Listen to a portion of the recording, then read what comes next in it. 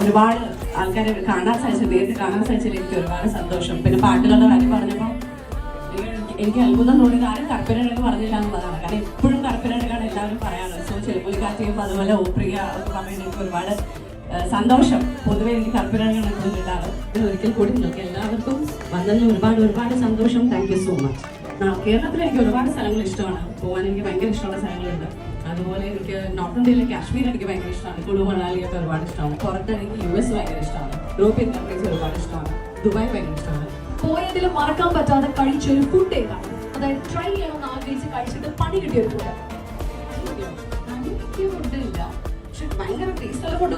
ഞങ്ങൾ ഉസ്ബെക്കിസ്ഥാൻ എന്നൊരു സ്ഥലത്ത് ഞങ്ങൾ റഷ്യ അടുത്തൊരു സ്ഥലത്ത് ഷൂട്ടിങ്ങിന് പോയിരുന്നു. അവിടെ നിന്ന് കഴിച്ച ഫുഡ് ഭയങ്കര ടേസ്റ്റി ആയിരുന്നു. പക്ഷെ അന്നത്തെ എൻ്റെ കഴിക്കാനുള്ള ആഗ്രഹത്തിൽ ഞാൻ പേരൊന്നും ചോദിച്ചില്ല, ഫുഡ് കുറേ കഴിച്ചു. പക്ഷെ പിന്നീട് ഞാൻ എവിടുന്നും അത് കഴിച്ചിട്ടില്ല. പക്ഷെ ഉസ്ബെക്കിസ്ഥാനിൽ എപ്പോഴെങ്കിലും പോകുമ്പോൾ അത് തപ്പിപ്പടിച്ച് ഞാൻ പോയി കഴിക്കും.